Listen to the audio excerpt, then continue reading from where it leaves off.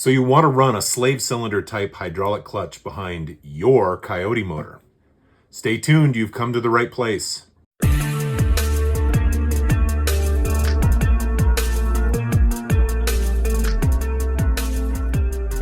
Greetings, fellow DIYer, and welcome to my video. Welcome to another exciting episode of Hydraulic Clutch 101. Let's be honest, I've seen these videos, so we're going to call it exciting. Hydraulic Clutch 101 has been all about teaching you how to make or set up your own hydraulic clutch. So why am I making these Hydraulic Clutch 101 videos? Well, it's simple. I personally have over 20 years experience making and selling hydraulic clutch brackets that use a slave cylinder. Now, obviously, I'm selling them, and I would love it if you would buy one. But that's not what I'm all about. I am a car guy first, so if I can help someone design their own bracket or set up their own thing, that's what I'm gonna do.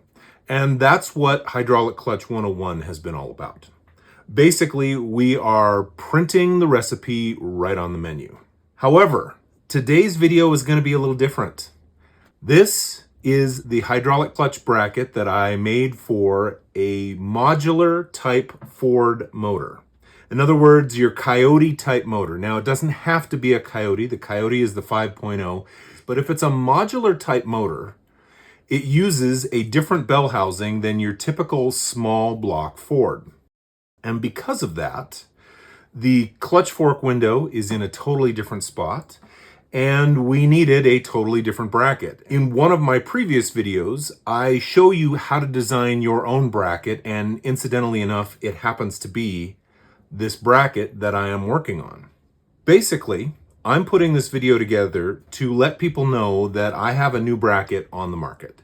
Now, for years, I have sold brackets that work with small block Ford. Now, this bell housing right here is a TKO, TKX type bell housing, also works with the 3550. That's actually what it was originally designed for. And this is my hydraulic clutch setup for this particular bell housing. Over the years, I've had a lot of people say, hey, I love what you're doing. I would love a hydraulic clutch kit for a Coyote motor. But the reality of it is, I don't personally do anything with Coyote type motors. No modular motors have gone into my vehicles, and frankly, I don't foresee that in the future. I have a pile of small block Fords and a pile of small block Ford parts, so I don't think I'm going to deviate. And so for years, my answer was, I don't have what you're looking for. But I thought, you know what? For a small investment, I could pick up a bell housing. I can design the bracket. I have a TKX sitting in my garage. We can mock everything up, make sure it's going to work. And then I would be able to start offering this type of bracket for the modular motor type bell housing. And that's exactly what we have here. Now, first and foremost, why do you want to go with a slave cylinder type hydraulic clutch over a hydraulic throwout bearing? Well, the reality of it is, maybe you do, maybe you don't. There are pluses and minuses to both. And I have a whole video going over those pluses and minuses, talking about the advantages of a hydraulic throwout bearing, talking about the advantages of the slave cylinder system. For me personally, I do not like the hydraulic throwout bearing. I don't like how they feel. I don't like the fact that if they're not set up perfectly, they're prone to leakage. And I don't like the fact that you have to remove the transmission to replace them. In fact, I've sold a lot of hydraulic clutch kits over the years to guys that started with a hydraulic throwout bearing and got tired of having to replace it and pull the transmission to do it, and so decided they wanted an external slave. So that leads us to this gem right here. This is my hydraulic clutch bracket for a 3550 TKO or TKX on a modular motor. Now, the way this works is this bracket actually sandwiches the transmission tabs, so the transmission mounting tabs, between said bracket and the bell housing. So the transmission tabs are actually going to go right in there. And don't worry, I am going to mock this up with my TKX and show you exactly how all this works. And then we have this hydraulic slave cylinder that mounts on the bracket and actuates our clutch fork. It's a very simple design, but very effective. So if you are wanting to put a hydraulic clutch on your Coyote or other modular motor, we now have an option other than you having to run a hydraulic throwout bearing. So let's take this setup out into the garage and I will mock everything up and show you what all this looks like. So here we have our TKX mounted up to our Coyote style bell housing.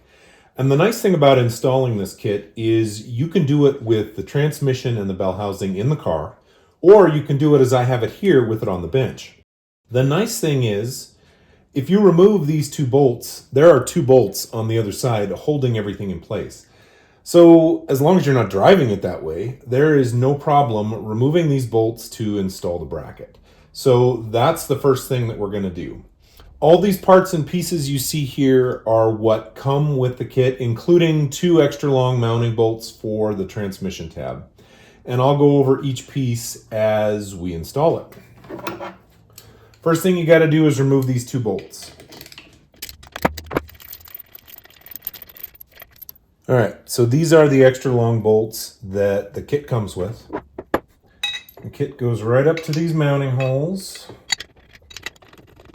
All the brackets are powder coated. This bracket is just painted because, well, I wanted to get this video shot and I didn't want to wait till after everything came back from the powder coater. But this individual bracket here is actually going to go to the powder coater. They'll strip it and it'll end up being powder coated. So everything's fitting nicely. We have our hole for our slave cylinder lining up with where the clutch fork is going to come through. And now we add said slave cylinder. Now right now I'm just using a regular nut. The kit actually comes with a locking nut to hold the slave cylinder in place. From there, our spherical ball push rod fits into the slave cylinder and then the spherical ball rides up against the clutch fork. Jam nut, I send them this way with a nut on each side, but the jam nut actually ends up going on this side to lock the adjuster nut in place. So that will just fit in there, and then when properly installed, you fully depress it and then it goes into your clutch fork. Of course, clutch fork's missing for this demonstration. The last piece that comes in the kit, firewall reinforcement.